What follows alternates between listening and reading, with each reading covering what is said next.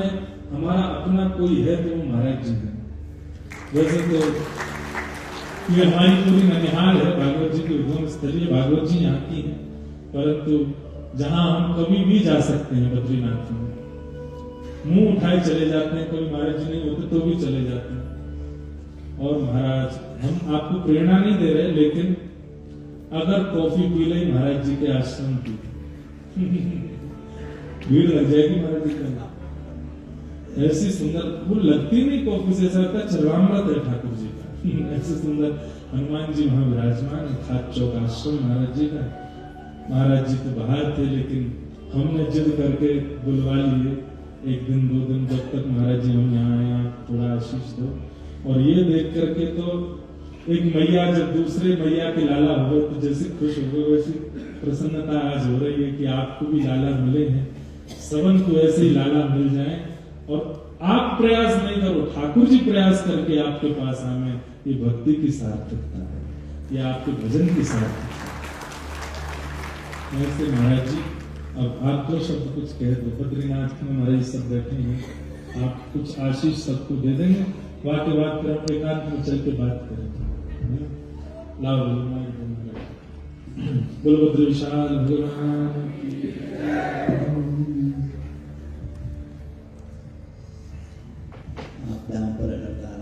दातारं सर्वसंपदां लोकाभिरामं श्रीरामं भूयो भूयो नमामि। श्री बद्री विशाल भगवान की श्री चरणों में प्रणाम करते हुए महाराज जी आपको बारंबार प्रणाम करता हूँ। साक्षी गोपाल भगवान की श्री चरणों में प्रणाम करता हूँ। और जितने भी उपस्थित आप सभी श्रोतागण, भगवान के अनन्य चरणों के भक्त जो बद्री आश्रम में आ गए, कहते हैं जो चाहे बद्री हो ना आए उद्री। और अगर कदाचित किसी कर्मवश कोई प्रारब्ध ऐसा रह जाए जिसकी वजह से अगर कहीं जन्म हो तो वो फिर कभी दरिद्री नहीं रहता, ऐसा कहते हैं बद्री आश्रम के बारे में, भगवान के इस पावन पवित्र धाम के बारे में। और दरिद्री का मतलब ऐसा नहीं है कि धन संपत्ति, ऐसा नहीं। दरिद्री का मतलब शायद जो संतों के मुखारबिंद से हम सुनते हैं, महापुरुषों से, कि भगवान के चरणों की अनन्य भक्ति का जिसको दान मिला हो वो दरिद्री कभी नहीं रहता।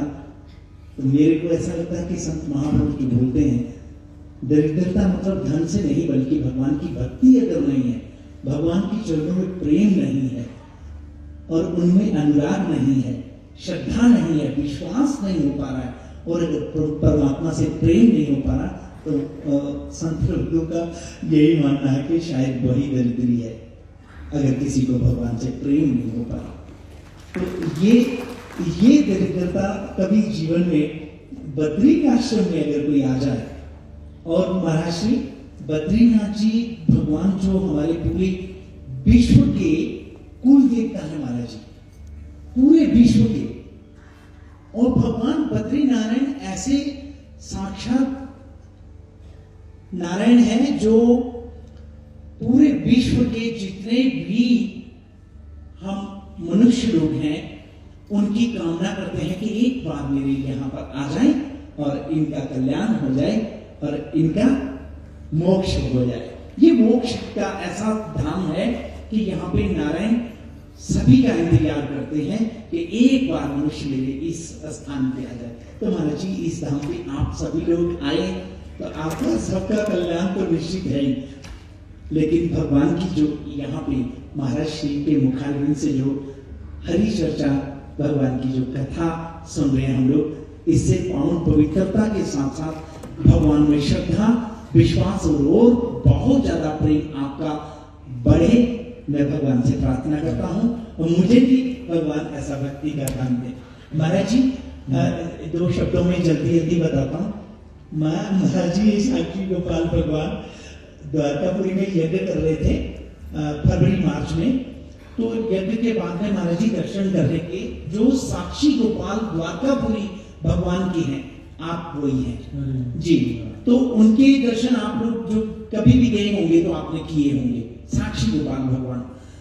तो महाराज जी मैंने भी दर्शन किए। दर्शन करने के बाद मेरे साथ एक सज्जन लोग थे, जैसे अंदर गया तो महाराज जी बड़े वृद्ध बुजुर्ग हैं जो इनके सेवक हैं और वो सेवा कर रहे थे, उनको देखा महाराज जी इतना प्यार कर रहे थे इनको, और वो 90 साल के होंगे, 85-90 साल के। तो महाराज जी वो श्रृंगार कर रहे थे, श्रृंगार करते करते उनका हाथ आगे पीछे हो रहा था, तो वो गुजराती में इनको कुछ बोल रहे थे।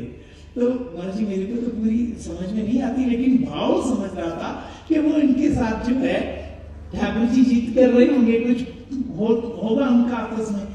तो वो जानबूझ करके डांट रहे थे, जहां उनको कह रहे थे कि भाई मुझे श्रृंगार करने दे। तो वो उनको देख के महाराज जी बहुत ज्यादा मन में अंदर इतने अंदर प्यार हो रहा था ठाकुर जी से कि कितने प्यार से कितना लाड कर रहे हैं। और महाराज जी इनको एक दुपट्टा कमर से पांव तक पहनाया हुआ था, वो इनका लिबास जो ठाकुर जी का चोला बना करके जो पहनाते हैं, और एक दुपट्टा ऐसे था बस। महाराज जी उनके चरण भी दिख रहे थे मेरे को और बिल्कुल पास में थे। तो मैं इनको प्रणाम करके ठाकुर जी से, ध्यान दीजिएगा सभी लोग ध्यान से सुनना, वो सभी के अंदर ये भाव है। तो मैं महाराज जी ठाकुर जी को बोल रहा हूँ कि ठाकुर जी अपने चरणों के दर्शन क्या होगा। वैसे करते करते महाराज जी बोलते बोलते आधा पौना घंटा हो गया, और एक सज्जन और थे जो बाहर से मेरे साथ आ रहे थे, तो वो धोखे में शायद नीचे डोंगती तक चले गए, उनको पता नहीं चला कि मैं इस मंदिर में अंदर चला गया। फिर पीछे से आए, आकर के उन्होंने बोला कि अरे मैं तो आपको नीचे ढूंढने गया था। तो मैंने उनको इशारा किया कि पुजारी जी सेवा कर रहे हैं, आप उनको परेशान नहीं करना। तो उन्होंने कहा ये मेरे ससुर जी हैं। तो फिर तो कोई बात ही नहीं थी, फिर वो आपस में चर्चा करने लगे। उन्होंने मेरे बारे में बोला कि ये वही बापू है जिसने अभी आजकल यज्ञ किया। तो उनको पता नहीं क्या हुआ, उन्होंने कपड़ा ठाकुर जी के चरणों से हटा के कहा बापू चरणों के दर्शन करो। और मैं बहुत देर से बोल रहा था ठाकुर जी से, और महाराज जी मैं ठाकुर जी से इतनी देर से बोल रहा था, तो महाराज जी मेरे को एकदम आंखों में पूरा पानी आ गया, क्योंकि मैं तो इनसे बात कर रहा था कि मेरे को अपने चरणों के दर्शन करवाओ, मैंने तो उनसे बात ही नहीं की। तो मेरे को महाराज जी ऐसा लगा कि ये मेरी बात सुन रहे। महाराज जी आंखें मेरी खुली हैं, मैं बिल्कुल होश में हूँ, मैं उनसे बात कर रहा हूँ कि इनको क्या बोलते हैं, इनका नाम क्या है। तो उन्होंने बोला साक्षी गोपाल। और मैंने कहा ये यहीं रहते हैं। बोले हाँ, ये सैकड़ों वर्षों से इनके दर्शन तो मीरा जी ने भी किए हैं, इनके सामने नृत्य करती थी और गाती थी। तो ऐसा उन्होंने बोला। फिर उसके बाद बोलने लगे कि मैंने कहा कि क्या ये बाहर यात्रा करते हैं, बाहर आते हैं मंदिर? बोले नहीं महाराज जी, मैं आंखों से देख रहा हूँ। मैंने जैसे यात्रा का तीर्थ का बोला कि क्या ये तीर्थ करते हैं, कहीं जाते हैं और बाहर यात्रा करते हैं?